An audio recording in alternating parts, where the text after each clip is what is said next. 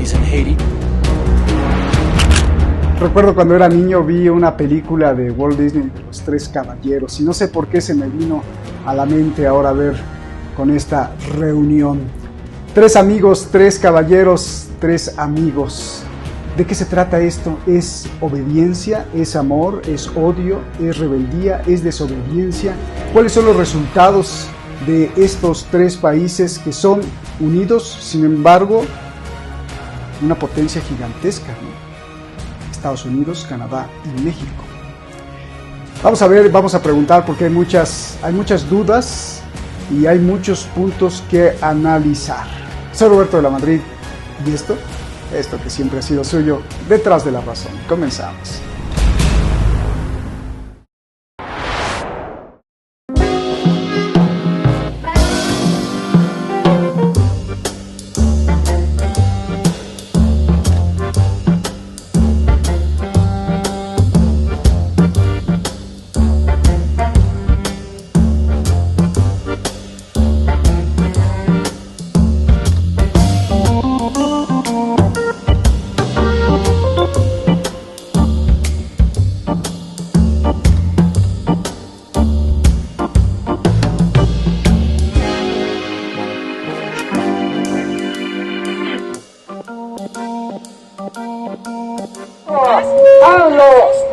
Nicaragua, países narcocomunistas por medio del señor Andrés Manuel López. He is enemy of the democracy, is enemy of the freedom, is enemy of the truth. Now Mexico is in a civil war. We have 120,000 murders and 40,000 people disappeared.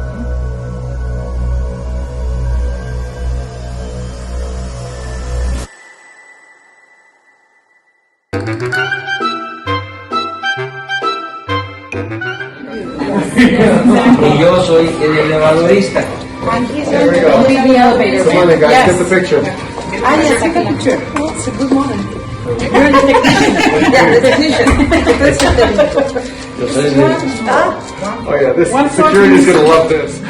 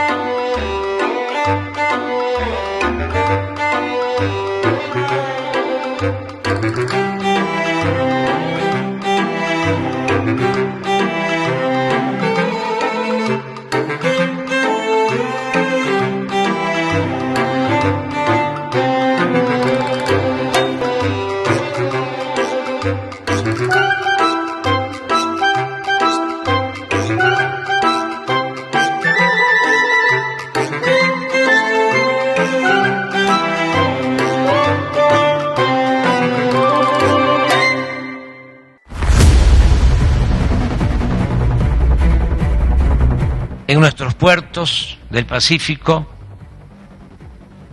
aún sigue creciendo el arribo de barcos repletos de mercancías procedentes de Asia. Y la pregunta que nos hacemos es la siguiente: ¿no podríamos producir en América lo que consumimos? Claro que sí. Porque siento confianza en que lo podemos lograr. Me siento confiado de que estamos en una coyuntura de cambio de verdad. El último cambio fundamental que ocurrió en la política global fue después de la Segunda Guerra Mundial y ahora estamos en una coyuntura totalmente distinta. Estamos en un punto de inflexión. Pues ya escuchamos ahí los highlights, las partes más importantes, quizá desde una perspectiva diferente a los medios de comunicación. Y bueno, pues muchas gracias por estar aquí presentes. Gracias por apoyarnos siempre y gracias al equipo detrás de La Razón, pero más gracias a usted porque usted es el principal protagonista del programa, que usted deduce, critica, aplaude, no aplaude. De lo que se trata es de ir construyendo conciencia y de ir pues cuestionando y reflexionando. Hoy está con nosotros pues dos grandes, un grande del periodismo y otro grande de la academia. Gracias por estar aquí con nosotros, Jorge Santa Cruz, académico del periodismo, enseña periodismo, hace periodismo, ha hecho periodismo a profundidad desde su carrera, desde los inicios, sabe bien cómo se investiga y sabe sobre todo los tejes y manejes del narco, de los políticos, y esto además desde la perspectiva nacional, pero también internacional, porque nos lo sabe explicar de una forma geopolítica. Muchas gracias, Jorge. Gracias, querido doctor Juan Carlos. Muchas gracias por la invitación, un gusto estar contigo, Roberto, y con Jorge también, un honor. Muchas gracias.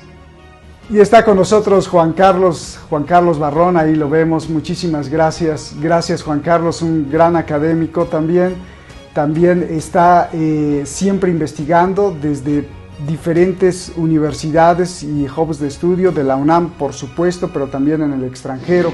Juan Carlos Barrón, alguien que ha seguido en la línea no solo geopolítica, sino digital, y desde el lado antropológico, desde el lado filosófico, desde el lado de las relaciones internacionales y desde el lado también de cómo se administra toda la política, la geopolítica. Muchísimas gracias.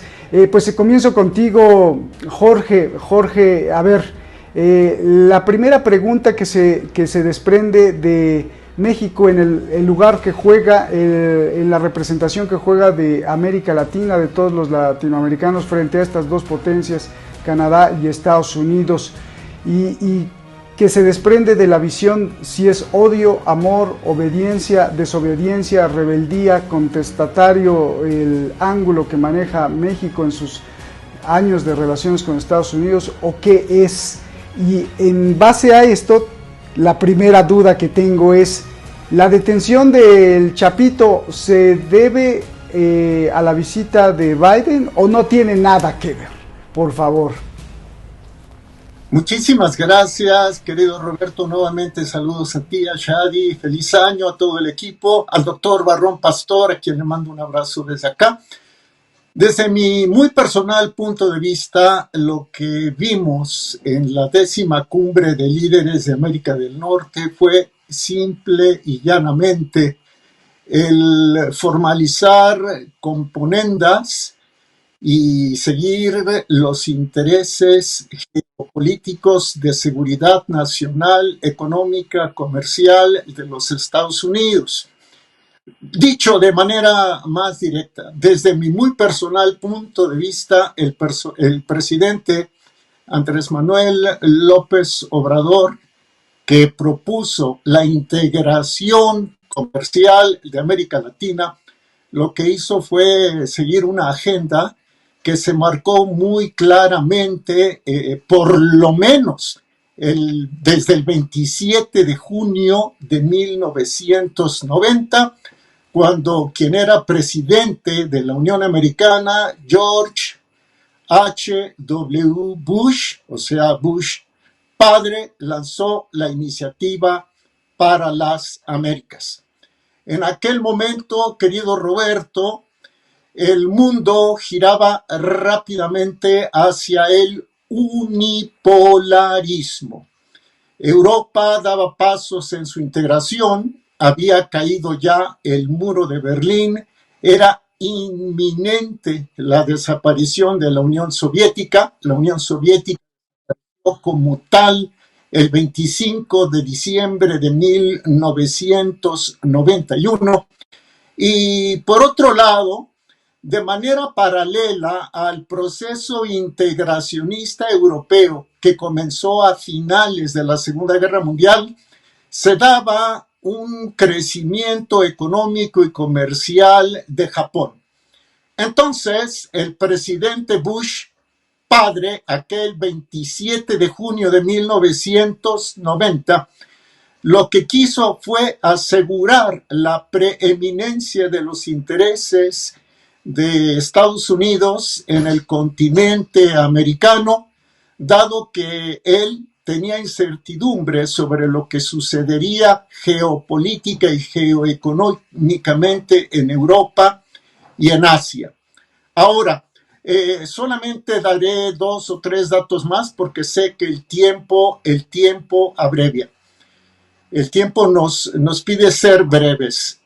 La idea que tienen los Estados Unidos de tener prevalencia en América Latina se marcó muy claramente en el mensaje que dio el entonces presidente James Monroe en diciembre de 1823, cuando dijo que América era para los americanos, o sea, para los estadounidenses. Con eso trataba de poner un coto a las potencias europeas del momento, que eran el Reino Unido y Francia. Luego, esta visión de querer tener prevalencia sobre América Latina se manifestó en un primer congreso que se llamó Congreso Panamericano, que tuvo lugar en Washington en 1889. Luego, en diciembre de 1904, el entonces presidente Teddy Teodoro Roosevelt lanzó su corolario político en el que se arrogaba el derecho de que Estados Unidos pudiera intervenir en los asuntos internos de los países de América Latina. Luego, finalmente, llegamos a 1989, 100 años después del primer Congreso Panamericano, cuando un economista que se llama John Williamson lanzó su iniciativa del Consenso de Washington. Recuerden que Estados Unidos creía que iba a quedar como única potencia. De manera paralela, Francis Fukuyama lanzó su teoría del fin de la historia. Todo iba a quedar en manos de la iniciativa privada, la reducción del gasto público, la estabilización macroeconómica a costa del sufrimiento de los pueblos. En la primera cumbre de las Américas en Miami, del 9 al 11 de diciembre de 1994, el entonces presidente Clinton lanzó su iniciativa para un acuerdo de libre comercio de las Américas, siguiendo con la tesitura que había marcado el presidente Bush padre. Se marcaron como meta que este ALCA, Acuerdo de Libre Comercio de las Américas, se concretara en 2005. Pero resulta que en la cuarta cumbre de las Américas, que se llevó a cabo en 2005 en Mar del Plata, en Argentina, no tengo aquí de momento el dato, pues de plano se dio por muerta la iniciativa del Acuerdo de Libre Comercio de las Américas. Gobernaba George Bush hijo. Entonces, cuando el presidente López Obrador dice que propone la integración comercial de América, en realidad está haciendo eco de una iniciativa ideológica, económica, doctrinal, de seguridad nacional de Washington. Aquí le paro, querido Roberto, doctor Barrón Pastor. Gracias Jorge. Doctor, ¿cómo estás? Juan Carlos, muchas gracias y un abrazo gigantesco de inicio de año y gracias siempre por estar ahí en esa trinchera intelectual y académica de la investigación también. Muchísimas gracias. Y desde tu trinchera yo te pregunto algo que se hace la gente de a pie, los que caminamos en las calles y vemos y observamos. Antes de entrar a la profundidad de todas las placas tectónicas que mueven esto, la detención del Chapito tiene que ver o es una coincidencia con la visita de Biden. Y te lo pregunto porque días antes la Casa Blanca no quería aterrizar en el aeropuerto, en el nuevo aeropuerto, en el AIFA, por cuestiones de seguridad, pero después de la detención del Chapito, entonces dijeron, sí, con gusto aterrizamos ahí y vamos, que luego se quejaron que estaba lleno de baches la Casa Blanca. Entonces, me parece que hay algunos elementos que destellan que nos pueden indicar si es o no es, o tiene que ver o no tiene que ver, y luego además nos fijamos en la historia de las visitas oficiales o de las visitas de los presidentes de Estados Unidos a México, y a veces coincide también con una detención y algunas contradicciones entre el Ejército, las Fuerzas Armadas y el Secretario de Gobernación de México, que unos decían que no había orden de aprehensión del Chapito la primera vez, y otros decían que sí, había un pedido de Estados Unidos de extradición y que por eso lo agarraron, luego lo soltaron. A ver, si desde tu trinchera nos puedes aclarar esto, Juan Carlos. Pues, Roberto, muchas gracias, un gusto también compartir con el maestro Santa Cruz. Este es un asunto fundamental, que es entender que oficialmente nunca se va a aceptar la coincidencia de este tipo de eventos, y hay que entenderlo así, como parte de la estrategia, pues no sé, de no querer decir lo que posiblemente está a la vista de todos, como diría el buen Juanga, lo que se ve no se juzga. Entonces aquí pues estamos frente a una cadena de eventos. Evidentemente la cumbre buscó no tocar ninguna fibra sensible, hacer parecer un mundo idílico de tres amigos que se llevan súper bien, de tres países que, bueno, estamos muy cerca y nos entendemos muy bien. Y eso, pues, lógicamente, pues es una estrategia que es importante desde la perspectiva de los gobiernos, que es importante desde la perspectiva de los regímenes gubernamentales, y por supuesto, pues la parte de la cooperación internacional entre México y Estados Unidos, pues ha estado íntimamente relacionada con, pues, por un lado, con los cárteles, con actividades ilegales,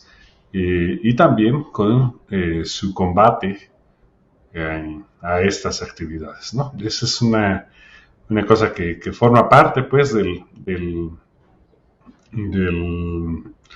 teatro político internacional. Pues es decir que todo está bien, decir que se está cooperando y pues mostrar con ciertas símbolos, ciertos discursos, fortalecer con símbolos sus discursos, y eso es lo que desde mi punto de vista tuvo que ver en esta detención, como ha pasado históricamente.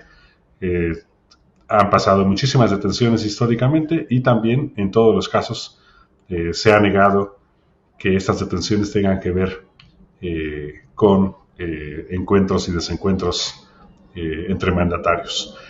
También yo quisiera retomar este asunto que se estaba hablando previamente en el análisis que se nos ofrecía. Creo que es muy importante entender que efectivamente el único momento en el que podríamos identificar un conato de desencuentro es precisamente el momento en el que el presidente López Obrador le dice a Biden que quiere proponer que se haga de otra manera, pero de que se retome el asunto de una estrategia comercial continental, no del mismo modo en que ha sido, pero una nueva manera, y le pide a Biden que reconsidere ese potencial liderazgo. Y la respuesta de Biden es también contundente, es que nos deja ver muy claramente la situación ideológica geopolítica contemporánea. Por un lado, López Obrador le dice: necesitamos fortalecer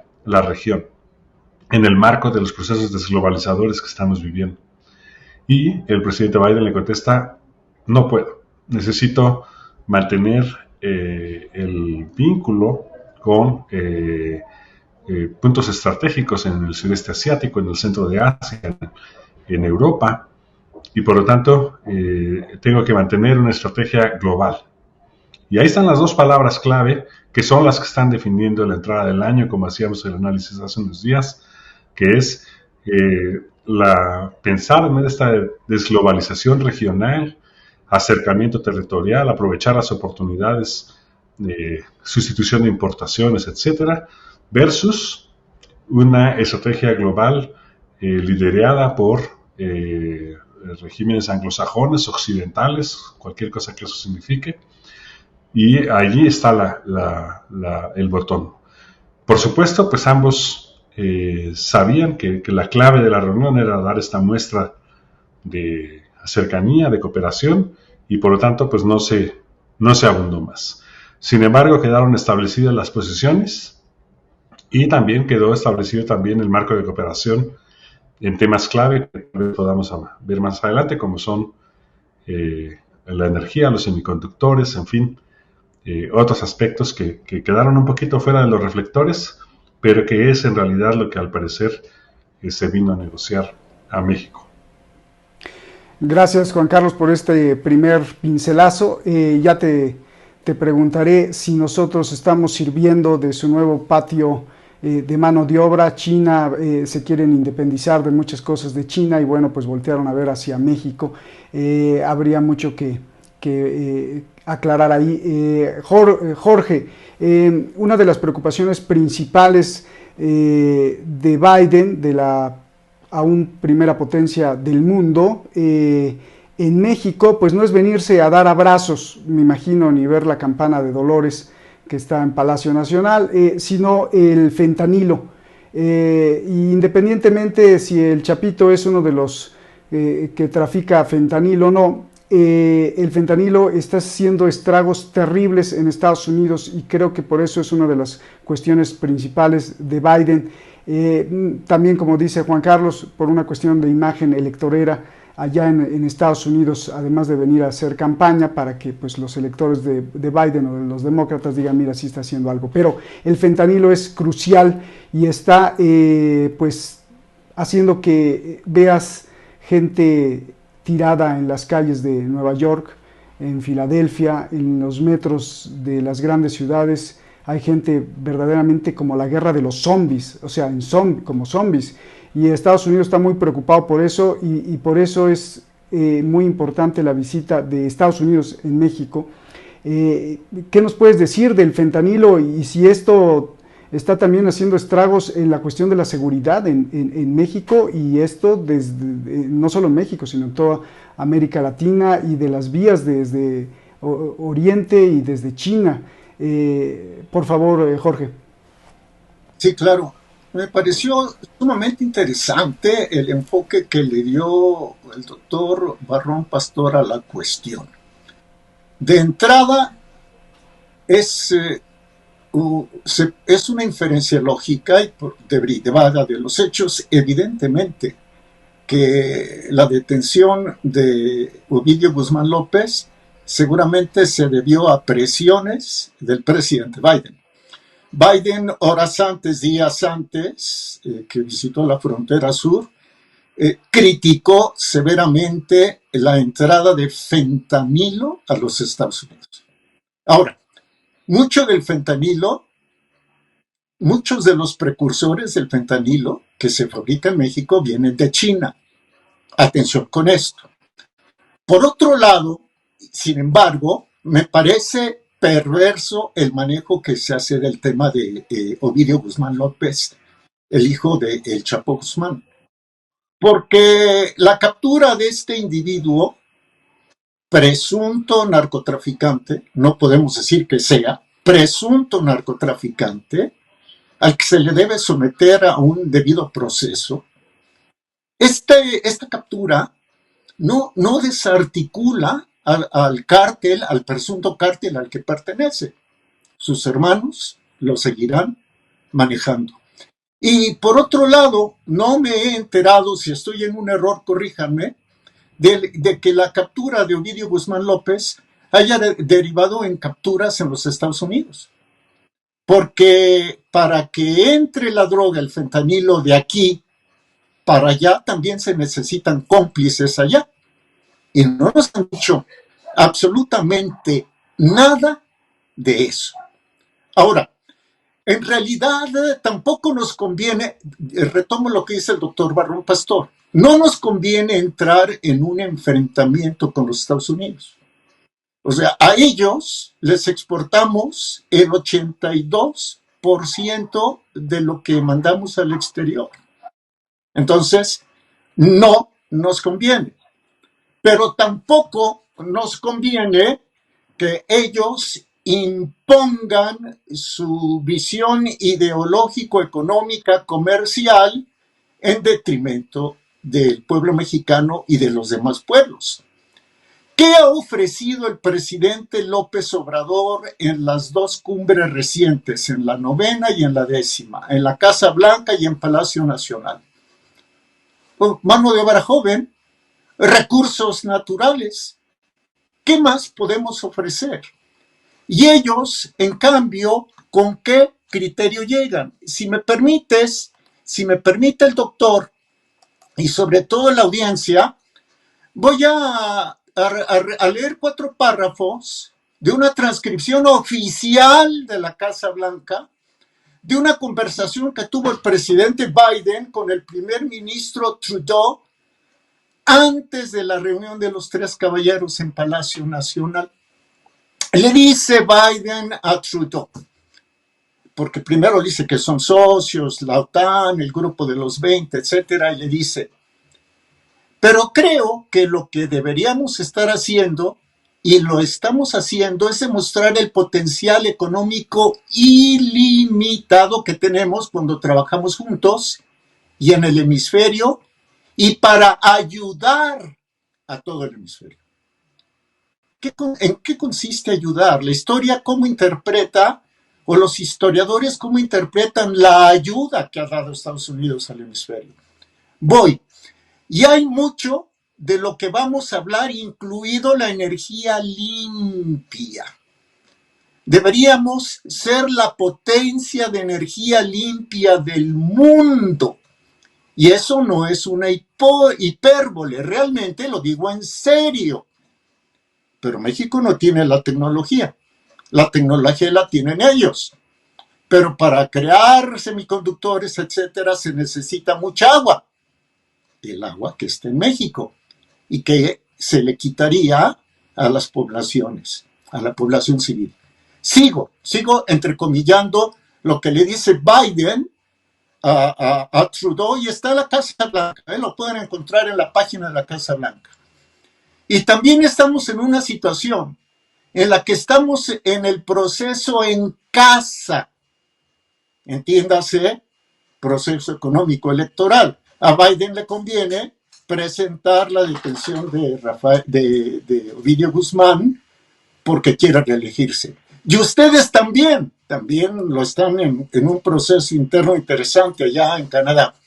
Y hemos hablado de eso. Y luego, escuchen, por favor, y de fortalecer nuestras cadenas de suministro para que nadie pueda detenernos arbitrariamente.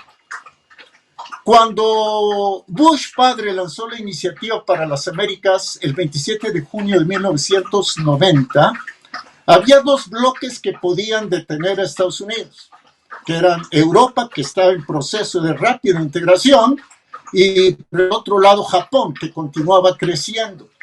De ahí que desde los años de Carter como presidente se dijera que Estados Unidos no podía tener a otro Japón en el sur de su frontera. Ahora la situación es diferente.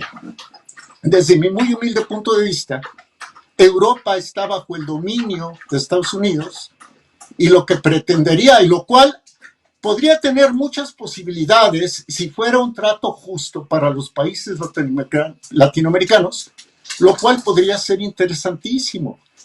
Si se concretara una alianza comercial en América justa, con el potencial económico europeo, entonces las élites que gobiernan a los anglosajones, como dice el doctor, sé lo que signifique esto, tendrían un bloque poderosísimo que enfrentar a China y a su aliado militar, Rusia. Todo dependería de que la ayuda que vino a ofrecer Biden fuera efectivamente el permitir que nuestros países tengan su propia tecnología, que reciban contraprestaciones adecuadas, que los beneficios no solo vayan a pagar impuestos allá, sino que los beneficios se queden aquí, etcétera. Bueno, retomo, y con esto yo creo que concluyo porque me he alargado mucho. Dice, fortalecer nuestras cadenas de suministro para que nadie pueda detenernos arbitrariamente.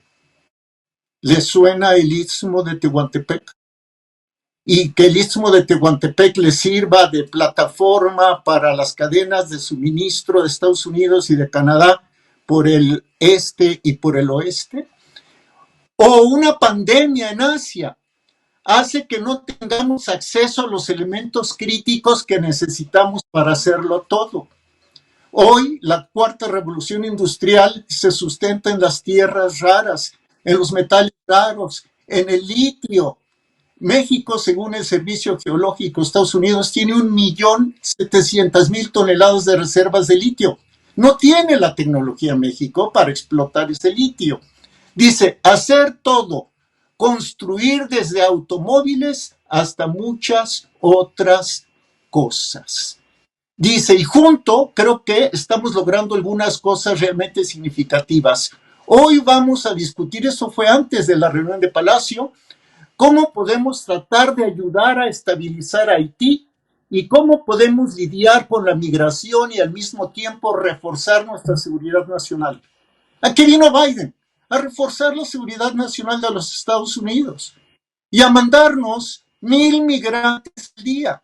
Eso significa que México es el patio trasero y que, bueno, está bien, no conviene pelearnos con ellos. Y a lo mejor nos conviene más estar aliados con ellos que con China. Pero de que el presidente mexicano está siguiendo la agenda de Washington, desde mi personal punto de vista, es absolutamente comprobable. Querido Roberto, doctor Barrón Pastor. No, pues con esto que dices, el Tren Maya se construye porque se construye, ¿no? Porque esto también le daría la independencia en caso de que China se quiera apoderar de un canal en Nicaragua, y le daría más independencia y más tránsito a los productos y a la soberanía energética, no solo de México, sino de Estados Unidos principalmente. Juan Carlos, antes de hacerte Sí, Jorge. Tiene como uno de los socios inversores a una empresa que se llama China Communications Construction Company, la 4CCCC. Y la construcción de la refinería de Dos Bocas, entre los inversionistas hay dos bancos que son chinos. Uno es el Banco Industrial y Comercial de China y el otro es el Banco de China. En el Tren Maya están invirtiendo más de $600 millones en el primer tramo, los chinos. Y en la refinería de Dos Bocas, los chinos están invirtiendo casi $600 millones.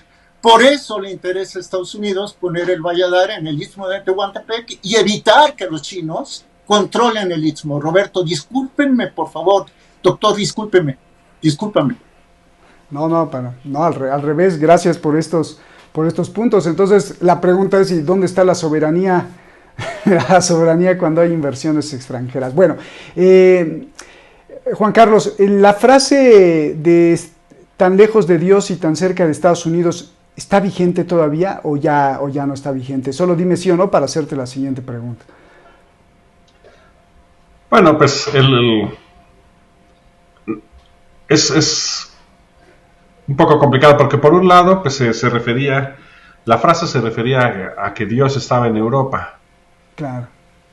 Y bueno, pues evidentemente Europa está en declive y entonces ya no sé si Dios está en Europa. Entonces a eso se refería la frase, pero lo que sí sé, yo creo que lo que sí sé es que tenemos a una población hispana, latinoamericana, mexicana, en Estados Unidos, cada vez más boyante, cada vez más relevante, y esa interpenetración está produciendo pues el que haya una nueva manera de pensar la integración regional, ¿no? La transnacionalización de nuestras sociedades.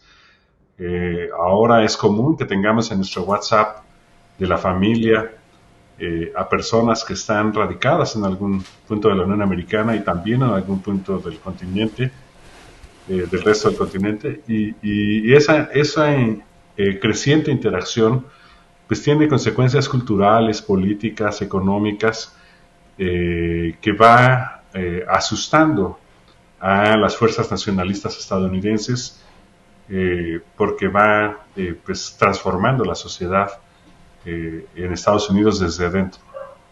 Y entonces, bueno, pues esa sería mi reflexión en torno a esta cuestión de dónde estaría Dios y si estamos tan cerca de Estados Unidos del modo en que lo estuvimos, o si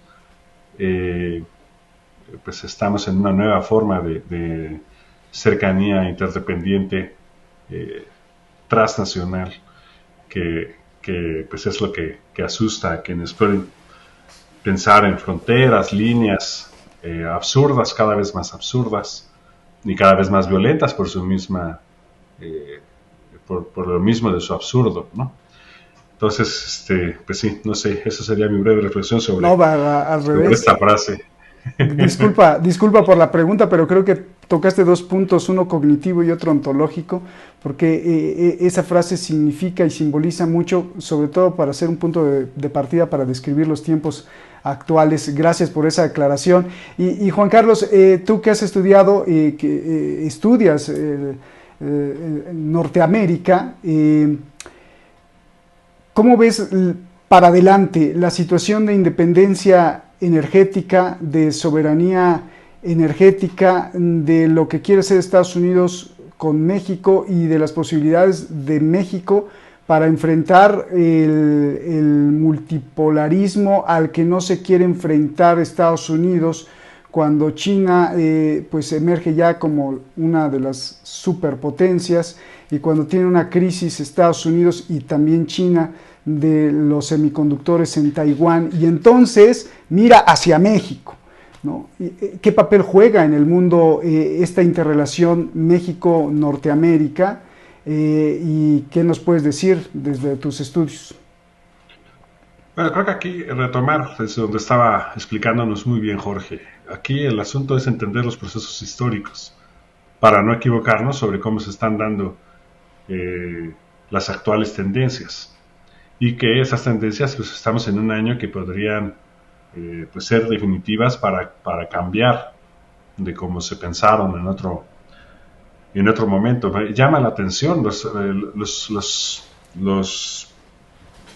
factores que se mencionan como temas de la cumbre, nos dejan entrever estos grandes conflictos que se avecinan, y son conflictos pues complejos, multidimensionales, en donde cuesta mucho trabajo. Si queremos nosotros pensar las cosas en blanco y negro, va a costar mucho trabajo entenderlas, pero vamos a tratar nada más, voy a tratar de no extenderme demasiado, pero pensemos, por ejemplo, en este asunto de los minerales y los semiconductores, las tierras raras que ya bien mencionaba Jorge. Pensemos en la dificultad que implica la construcción de estas cadenas de valor para encaminarnos a la agenda demócrata, que por un lado se dice ambientalista y por otro lado muy pragmática en materia de autos eléctricos.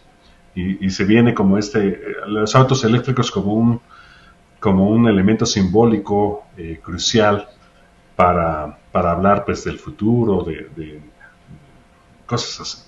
Y allí, en estos dos factores, podemos ver la gran complejidad de las compañías que están pudiendo realmente financiar esto y las que no lo están pudiendo hacer, como bien mencionaba Jorge hace unos minutos. Aquí una cosa es saber que tenemos estas reservas de litio y otra cosa es contar con los mecanismos para extraerlo, transformarlo, llevarlo, ponerlo. Y entonces, bueno, claro, en este momento nuestro país, México, pues está macroeconómicamente gozando de la proximidad territorial que tiene. Sin embargo, cuando uno ve con lupa quiénes están haciendo estas inversiones y quiénes están avanzando realmente en este camino, pues ya no es tan claro que sea no sé, este proyecto que le dice Biden a Trudeau. Estamos, de hecho, pues en muchas partes de América Latina vemos que en realidad el problema es que pues no están pudiendo ellos con sus empresas a llevar a cabo estos planes. Cuando se hizo en la anterior cumbre un conjunto de buenos deseos relacionados con una inversión sin precedentes para el desarrollo de América Central, pues quedó claro que no había ni siquiera la manera de convocar a los supuestos inversionistas para ese desarrollo en su origen. Y esto nos lleva al tercer punto, que es la migración. Se hace una declaración para intentar mantener una variación del título 42 para aceptar a 30,000 haitianos, cubanos, venezolanos y hondureños en Estados Unidos al año, con ciertas características de clase y de socioeconómicas muy particulares que obviamente pues ha dejado muchas dudas, o más bien no nos ha dejado ninguna duda cuál es la estrategia a seguir. Y entonces pues al combinarlo, pues nos vamos percatando que efectivamente en realidad Estados Unidos parece ya no tener los mecanismos para hacer esas inversiones, solamente tiene los mecanismos discursivos, pero ya no cuenta con ellos. Entonces, yo creo que ahí fue la estrategia diplomática de la Cancillería mexicana fue muy inteligente, porque pues no había que buscar la confrontación, pero no hay que tampoco pensar que se va a encontrar lo que no hay en esta relación. Y pues bueno, pues no podemos pelearnos, como lo dije al principio y como se ha hecho aquí, pero se nos están buscando crear estas nuevas propuestas. Entonces, lo nuevo pomposo es la inversión en semiconductores, los minerales, los canadienses prestos, como siempre, para hacer una extracción de minerales en nuestro país. Y nosotros, pues bueno, pues tendremos que ver si podemos evitar que haya sido como hasta ahora, que es que traigan, se lleven estos minerales y el costo ambiental, social, se quede en nuestro país. Entonces ojalá que podamos hacerlo de una manera diferente. No hay razones para pensar que así será, pero pues ojalá que pudiéramos aprender de estos procesos históricos para que pudiera ser de manera diferente. Entonces, creo que me estoy extendiendo demasiado, pero creo que aquí lo importante es recordar, Roberto, que la manera en la que multidimensionalmente está la interacción de ciertos intereses políticos, económicos, que también antes mencionamos, relacionado con sustancias ilegales, etcétera, es muy profunda y es muy variada. Y por lo tanto no es acerca de bloques, es acerca de Estados Unidos como un todo y México como un todo, sino pues hay una complejidad de fuerzas que interactúan en elementos específicos y que pues aquí en la búsqueda de mantener la cordialidad y de lograr el hit mediático, pues no se tocan precisamente para evitar pues que haya desavenencias, para evitar que haya desencuentros, porque la prioridad pues era enviar a todos un mensaje de que son tres amigos y nosotros pues les creemos, ¿o sí? Les creemos. Pero es muy importante la narrativa, lo que se va descubriendo, ¿no? Y yo me acuerdo que mi padre estaba muy enojado cada vez que un presidente mexicano abrazaba a un presidente de Estados Unidos, cuando pues mi padre tenía muy vivo esa rabia contra lo que nos han robado y saqueado a mexicanos y latinoamericanos. pero la narrativa sigue igual o hasta con halagos, y eso es no solo objeto de estudio del periodismo, sino también de la semántica, de la lingüística, de la ciencia social, Juan Carlos. Sí, pues, bueno, aquí, qué bueno que mencionas esto, ¿no? La agenda demócrata al interior de Estados Unidos y también al exterior, que es el sexto punto de la cumbre, son las políticas de la identidad. Y ahí, pues eso será también, es interesante porque se deja así como al final, como si no se quisiera tocar ese asunto, pero queda claro que hay un conjunto de instrucciones para México, además está explícitamente marcado para México en materia de género, en materia de usos adecuados de la corrección política, como lo entienden la cultura anglosajona, y viene ahí incrustado, como si no como si no fuera tan importante, como si fuera casi obvio o políticamente correcto, pero queda marcado entre los detalles de la cumbre. Entonces ahí, pues entiendo al señor padre, con todo respeto, pues eso desafortunadamente nos va a seguir causando escozor en las familias mexicanas y latinoamericanas, pero a la vez, pues bueno, pues el trabajo de la política profesional, por eso es tan demandante y difícil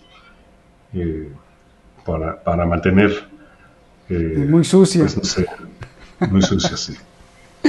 Bueno, mi padre ya se murió y como anécdota contaba, él era un gran dibujante y caricaturista, y que le llegó una invitación de Walt Disney para trabajar en los estudios y dijo, jamás le trabajaré a los gringos, pero bueno, esa era una ideología también pues muy respetable, pero que estaba muy viva en ese México post-revolucionario de la Revolución Mexicana. Pero bueno, gracias Juan Carlos, y regreso contigo para la última pregunta desde la era digital, tú que sigues mucho el comportamiento digital, hacia dónde nos lleva este arrastre de Estados Unidos, como la creación de una nueva sociedad hispana, porque bueno, hay hispanos, hay poblanos en Nueva York, hay hispanos latinoamericanos, mexicanos en Canadá, y que sostienen ya no solo una cuestión económica, sino también discursiva, narrativa, y creando historia y creando una identidad quizá nueva, no lo sé.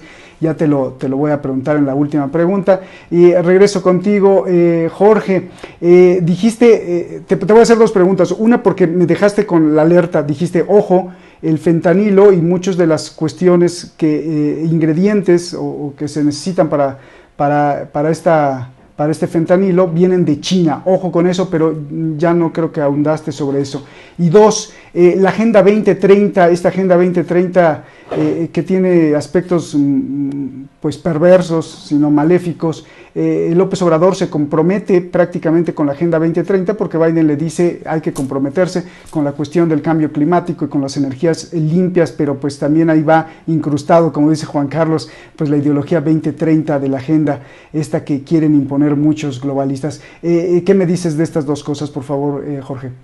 Sí, claro. Lo que pasa es que uno de los frentes con los cuales golpea China a Estados Unidos es precisamente la de los precursores para la fabricación de fentanilo. En China saben perfectamente que matando a miles de ciudadanos al año no solo afectan a la economía, sino que descomponen a las familias. Es un fenómeno muy parecido al que tenemos aquí en México. Y qué curioso, porque fueron los Estados Unidos los que empezaron a impulsar el consumo de drogas, sobre todo a partir de la Segunda Guerra Mundial. De ahí que surgiera el primer cártel en el noroeste de México para que se enviara droga a los soldados en el frente, sobre todo en Europa, y luego con la guerra de Vietnam. A los soldados estadounidenses les daban LSD y otro tipo de cosas. Hoy se les revierte. Pero la estrategia de China contra Estados Unidos va más allá del fentanilo. El fentanilo, desde mi perspectiva, es solamente un elemento que podríamos decir secundario. China está construyendo un poderío económico que no pasará del 2037 en desplazar a los Estados Unidos. Y hablo de 2037 porque expertos británicos han desplazado la fecha de que China sea la número 1 del 2028-2029 al 2037.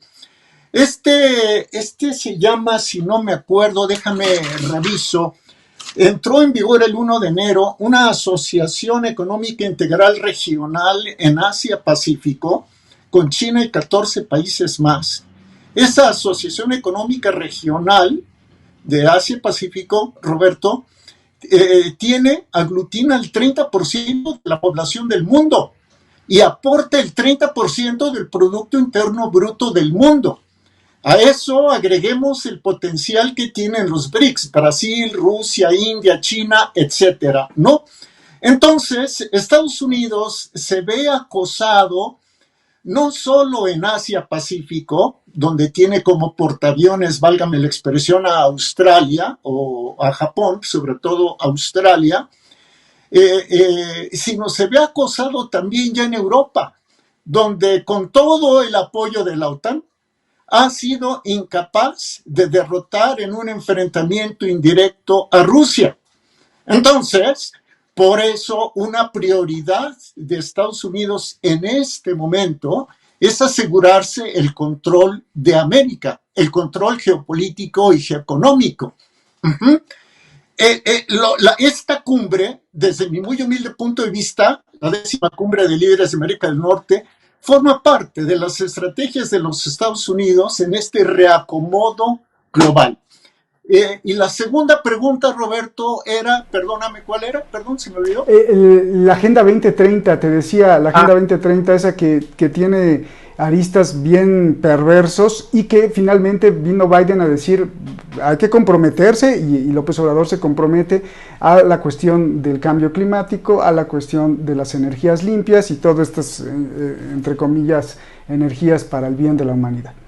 Por supuesto, y lo hace sin que por lo menos un servidor sepa que apoye la industrialización de México y apoye a compañías mexicanas verdaderamente nacionalistas, compañías mineras, que traten, por un lado, de extraer esas tierras y minerales raros, de procesarlos y de venderlos, ¿no?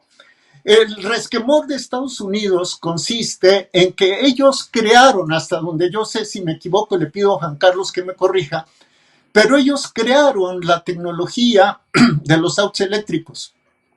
Pero resulta que China ahora lleva liderazgo, o por lo menos les hace frente en el asunto de los semiconductores, en el asunto de los chips y todo ello.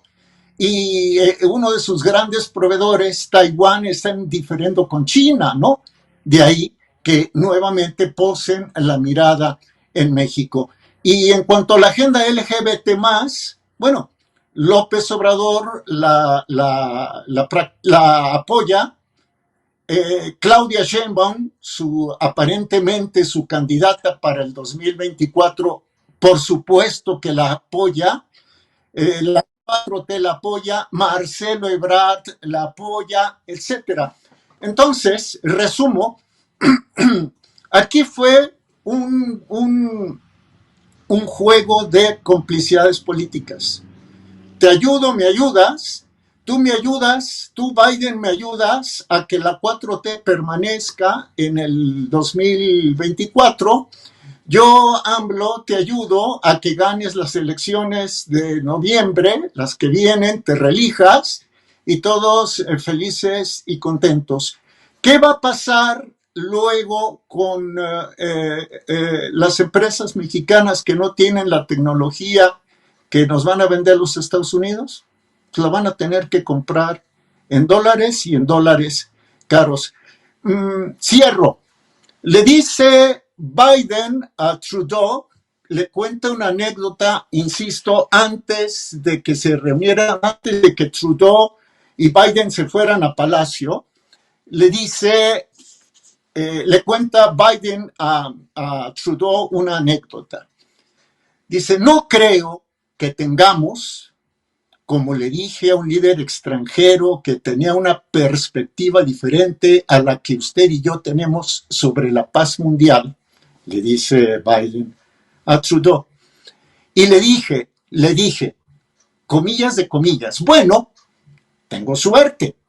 Tengo Canadá al norte y México al sur, y 2 océanos a cada lado. Entonces, en el tema de la identidad, pues ellos sí mantienen la suya, pero quieren desdibujar las de los demás. Un factor interesantísimo, y cierro.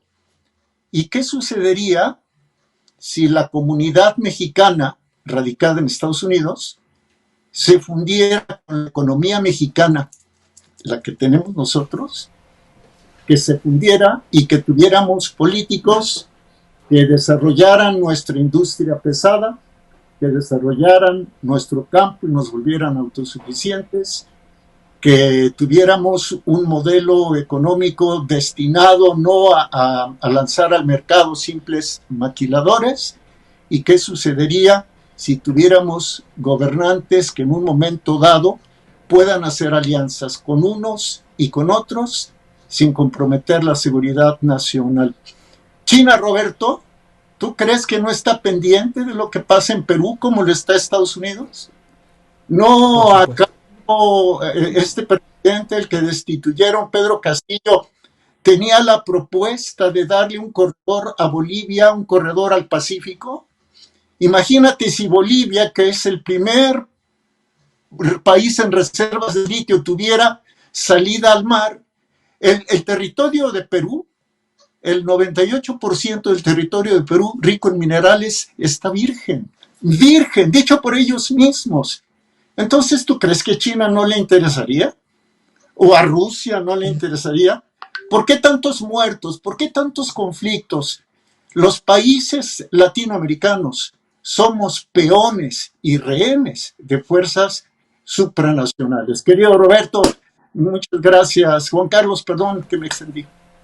No, pues muchas gracias a ti, y esto que dice sería fabuloso, esa integración entre el poder económico el latinoamericano en Estados Unidos, mexicano, y los mexicanos aquí, sería increíblemente fabuloso, pero no sé si los institutos de diseño social lo permitan, y por eso, hablando de narrativas y de cuestiones de identidad, pues los mexicanos en Estados Unidos a veces tienen sus variaciones con los mexicanos en México, e incluso en la forma de comportarse, y no sé si esté diseñado desde algún tipo de think tank para que las sociedades se vayan acomodando a los intereses del capital. Y por eso te voy a preguntar, te voy a hacer la última pregunta, ¿qué ves, qué has detectado en estos últimos años, hacia dónde nos lleva toda esta corriente, Juan Carlos, a través sobre todo de las redes sociales, que pues ahora es una herramienta indispensable para construir narrativas, para diseñar sociedades, para incrustarnos cuestiones de género, que está bien respetar los géneros, pero hay mucho más allá de esa imposición. Hay planes que hemos aquí denunciado, maquiavélicos, como no me digas profesor ni profesora, sino profesore, y no me digas alumni o compañero, sino compañere, ¿no? Entonces, bueno, se está construyendo sin duda una narrativa que trata de dislocar, ¿no?, las identidades regionales, las tradiciones regionales, y parece ser, tú nos lo dirás, una uniformidad, por lo menos de América del Norte, no lo sé, a lo mejor no, y a lo mejor están dándole la identidad a los huicholes y promoviendo a los tzotziles y a los tzetzales, no lo sé, pero hacia dónde nos lleva, porque esto puede ser muy peligroso, verlo dentro de unos 20 o 30 años, en donde las cuestiones digitales hayan penetrado a la identidad de las distintas regiones de Canadá, de Estados Unidos, sobre todo de México, que es lo que nos interesa más, porque es donde hay más color vibrante. ¿Qué nos dices de esto y qué le espera a nuestros nietos? Bueno, pues qué difícil que sea la última pregunta y tener que ser breve. No, dale. Pero bueno, básicamente aquí, Roberto, o sea, lo que estamos, como lo estamos estudiando es en la UNAM, es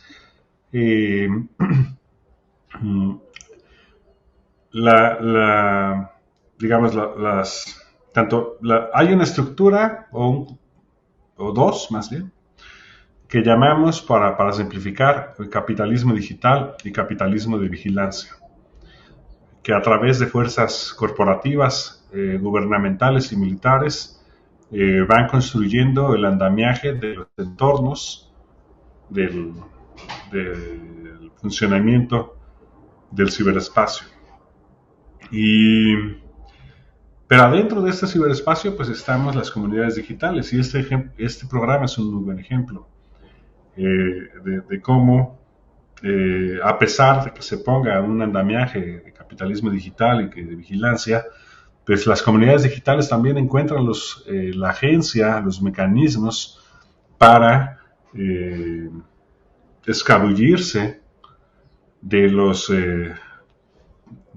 designios hegemónicos para poder mantener la comunicación, para poder mantener la interacción, para poder mantener lo que es humano, para poder hacer la creación de comunidad, no solamente en el ámbito presencial, sino también y sobre todo, por el tema que me preguntas, pues las comunidades digitales. Y entonces, sí, es verdad, tendríamos pues que dedicarle toda una sesión a explicar cómo funciona este capitalismo digital y cómo funciona este capitalismo de vigilancia. Pero por lo que me preguntas aquí, creo que sí es muy importante entender que las comunidades digitales que vivimos adentro de estas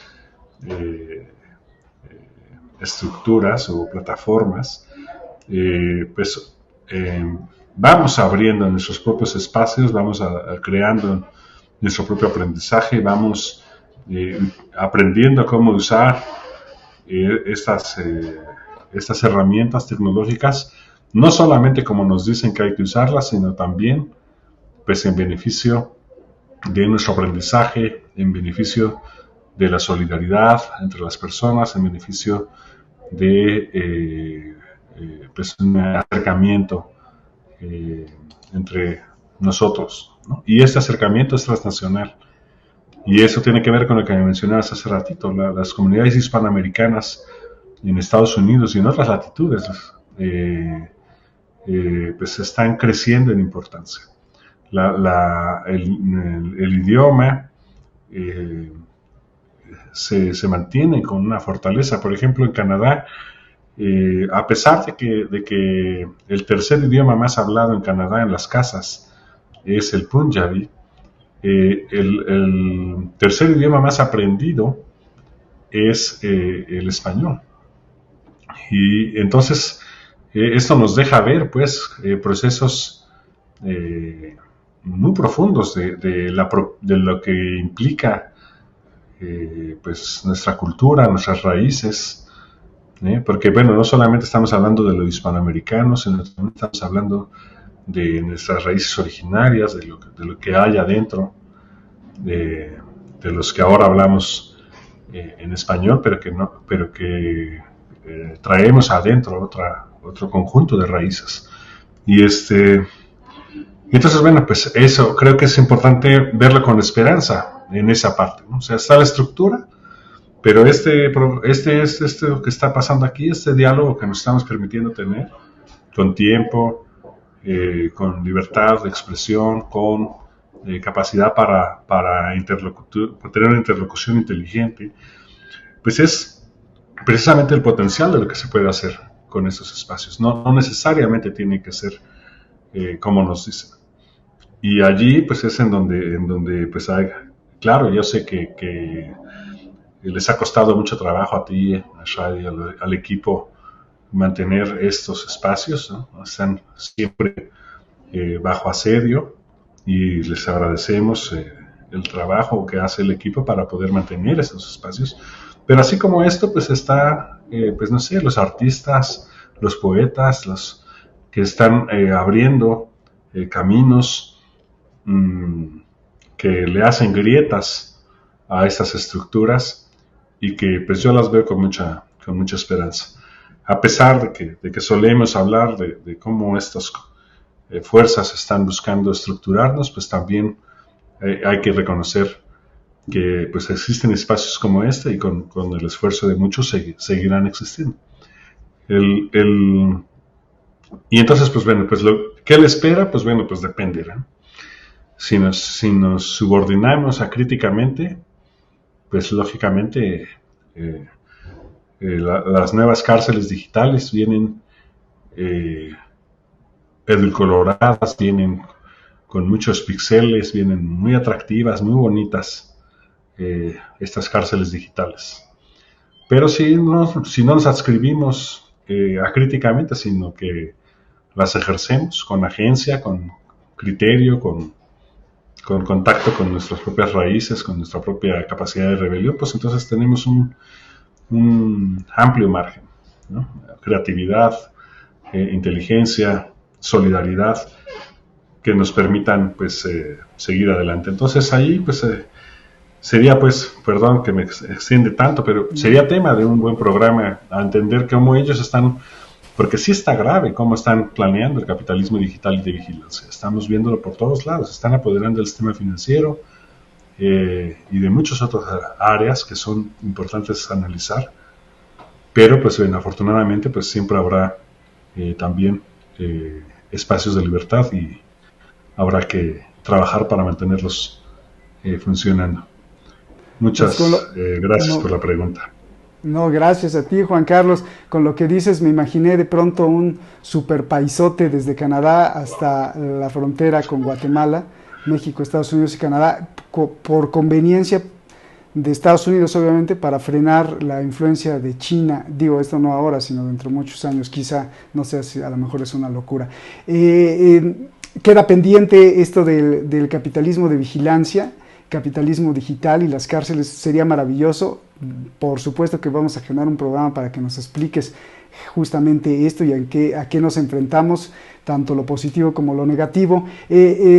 Jorge, la cereza del pastel también te la voy a pedir a ti, Juan Carlos. Solo una palabra, escoge una palabra para representar la preocupación por el tema de hoy, por los resultados de esta unión entre Trudeau, López Obrador y Biden, o el abrazo. Una palabra y nos explicas en 10 segundos por qué escogiste esa palabra. Primero Jorge y luego tú, Juan Carlos. Jorge, adelante. Comunidad es una palabra que mencionó el doctor, que mencionó Juan Carlos. Comunidad, es decir, unidad en común. Que los mexicanos trabajemos juntos en unidad, en comunidad, para sacar adelante a nuestro país y para influir de manera positiva en el hogar, en la escuela, en el trabajo, en la academia, en el transporte público, etc.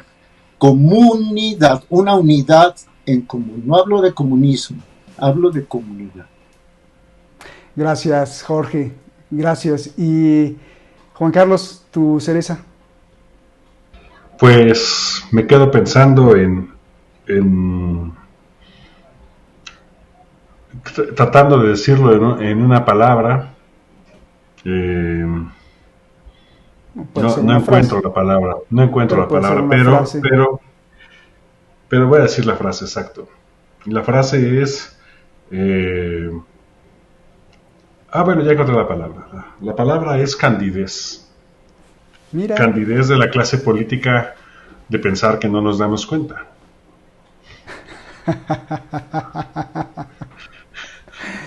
Qué bien, no, pues muchas gracias. Y a la candidez y a la cereza de Jorge, de comunidad, yo agregaría mi propia cereza, que sería tolerancia, ¿no? estamos en unos tiempos que necesitamos como herramienta la tolerancia entre las familias, entre los amigos, entre los grupos políticos, entre los políticos. Creo que es necesaria hoy más que nunca la tolerancia para construir la comunidad que dices, Jorge, y para darnos cuenta, o para que ellos se den cuenta de esa candidez que tú dices, en donde se exhibe que creen que no nos damos cuenta, pero nos estamos dando y mucha cuenta, y sobre todo gracias a gente como ustedes, como tú, Juan Carlos, como tú, Jorge, que nos hacen dar cuenta de muchas cosas. Juan Carlos, un gran abrazo. Jorge, maestro, un gran abrazote a los dos. Gracias por estas clases tan importantes para construir al ser humano. Gracias, abrazos y feliz año nuevo, aunque ya nos estemos despegando de los primeros días, pero feliz año nuevo y siempre a toda su familia y a todas las sociedades. Gracias, nos vemos hasta la próxima.